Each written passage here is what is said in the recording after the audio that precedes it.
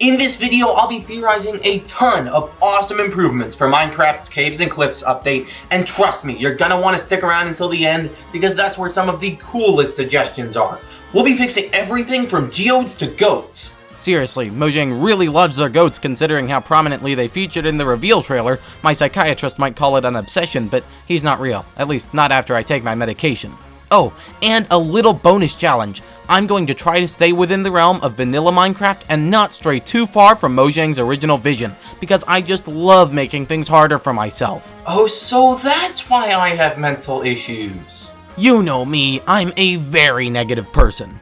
Actually, it suddenly occurred that you might not know me, in which case, what are you doing, huh? Hit that subscribe button and leave a comment so we can hang out more often. Anyway, with every massive improvement also comes a load of missed opportunities and, dare I say, mistakes. This update excels in many areas but is rather underwhelming in others. Hey, you can't say that! Yes, I'm sorry, angry Minecraft fanboy. I meant very underwhelming. Let's start with some changes to the new blocks that have been added and discuss a completely new block idea as well. First, we'll talk about Amethyst, because this budding, befuddling bauble is baffling to break. You find Amethyst Geodes around the world where the crystals grow, and then you can grind them up and illegally sell them on the black market for lots of cash. Once they're fully grown, you can break them to get Amethyst Shards, which you can use to craft amethyst blocks and tinted glass. The blocks don't do much, but tinted glass is incredibly useful as it defies the laws of physics and allows you to see through it without letting any actual light in. Confusing, I know, but Einstein rolling in his grave won't stop me from using these in mob farms and for lovely decor. Except it's expensive!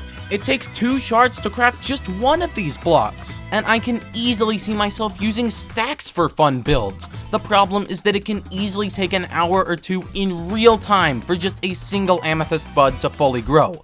Many can grow at once, of course, but assuming the geode you find has 30 budding amethyst blocks, you'll probably only get enough crystals for 3 stacks of tinted glass in an hour, if you're extremely lucky. Point is, they grow slow and sickly, like myself.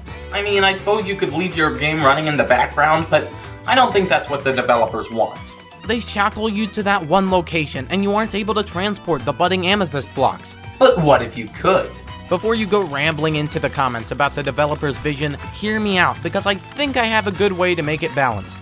What if, when mined with a Silk Touch pickaxe, it dropped cracked budding amethyst, which you can bring back to your base and grow amethyst with? Here's the catch though, every time it grows, the block has a 5% chance of breaking, which means that if you want to take the amethyst back to your house, you risk losing it down the line. Either way, you'll have to explore for more, which I believe is what Mojang intended. Alternatively, they could just grow faster, but that's almost as boring as one of those documentaries they show in school, so let's ignore that idea for now. In 1.16, Minecraft had cake, but now in the new update, Minecraft has birthday cake with the new candle item on top. But what if we could have birthday slabs? Or at least put the candles on top of slabs. I don't want to eat the sandstone. Some of you might think that this will be easy for Mojang to implement after the cake, but it's not that simple, unfortunately. Mojang did something called brute forcing in order to create the candle cakes. Instead of just putting the candles on top of the cake, this is a completely new block. Basically, they added 17 special blocks just for the candle variants of cake. With 52 types of slabs in the game, doing it for every slab would require almost 900 new blocks. That number is huge, just like your mom. That's insane, of course, and only accounts for 1 candle, not 2, 3, or 4. Maybe they should go back and tweak this feature a bit, huh? Builders would be very grateful. Think of all the decoration possibilities. In a similar vein, it would be fantastic if we could mix and match candle colors in the same block. Another new item that starts with the letter C, copper. Dang, I really need to work on my transitions. Copper is the hot new decorative block of the update, and boy oh boy is it pretty. Almost as pretty as my imaginary girlfriend. Hey babe, don't look at me like that. I don't mind that it lacks functionality, but there is just one little thing that it should be able to do: power beacons. It's not OP, because it's only about as common as iron is in caves, and it's less easily farmed. But if copper-powered beacons, this awesome steampunk beacon would be possible, and in my opinion, it looks absolutely sick. This is how I want to power my beacons, Mojang. Hear me? But if, hypothetically, we were to give some real use to copper, well, it would work great as a crafting component for powered rails. Some have suggested just making it an alternative to gold, but as usual, I had a better idea. The speed that it makes the minecart go should be directly proportional to the redstone signal input strength. This makes perfect sense and would be great for roller coasters, and just giving the player a bit more control on their minecart tracks. Many plants and organic items have been added in this latest update, and while I'm not a fan of real-life gardening, slathering something with bone meal and having it instantly double in size is just my style. So let's take a shot at improving some of the plants Mojang gave us in the latest update. Dead bushes were a popular meme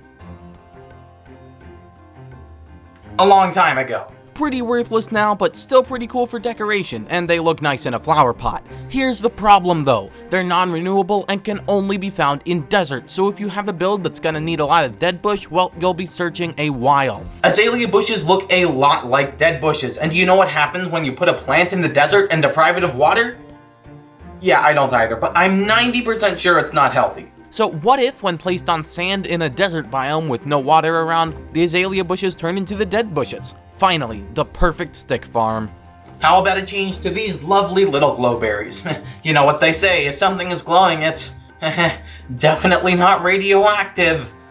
Yeah, I don't feel so good. These are edible, but despite being glowberries, they don't give us the glowing effect. I'm starting to seriously doubt Mojang's sanity here. Perhaps not as much as I doubt my own, but a decent amount. This should totally be a thing. To finish up my little plant category, let's take a look at the drip leaf, which is positively dripping with new possibilities. I'm sorry. The main mechanic for the big drip leaf is interesting enough, even though it doesn't have much purpose outside of platforming, but I take some issue with this tiny version. It looks so good. Then why do I have an issue, you ask? Well, because of its extreme limitations. First, there's no easy way to get a lot of small drip leaves, because they can only be bought from wandering traders, and then whenever you place them down, they have this big old stem. But look at how good the top part is at creating garden decoration. It's insane. I want a way to get just the top part. As for making it easier to obtain, well, shearing a big drip leaf should drop a small one. Now we've got infinite drip leaf decoration, and all the builders better than me, that is to say, everybody, can have a field day with this.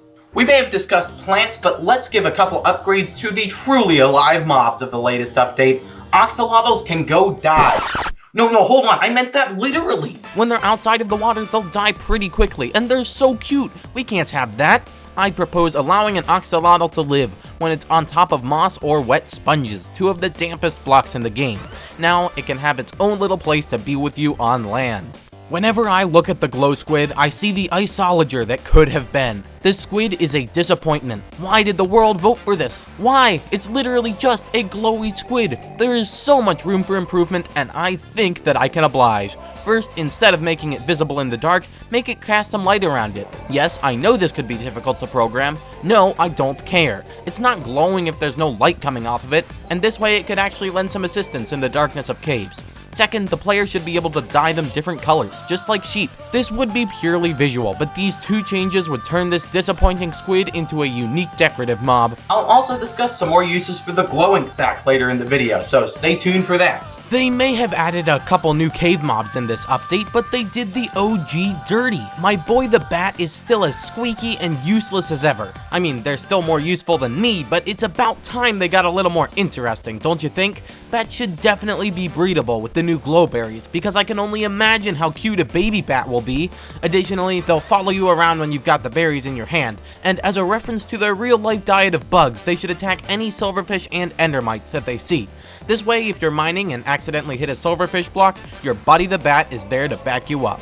Finally, let's talk about all the new items they added, because some of these are really cool, and some of these are the glowing sack. Someone in this world decided to add this, and so we are left with this sad, crippled blue bean. First, in order to improve it just a little bit, the glow item frames and signs should produce light, just like the glow squid should. But beyond that, you should be able to apply the glowing to leather armor to create glow-in-the-dark armor. Same thing with pet collars. If you're exploring with your doggo at night, you don't want to lose track of the good boy.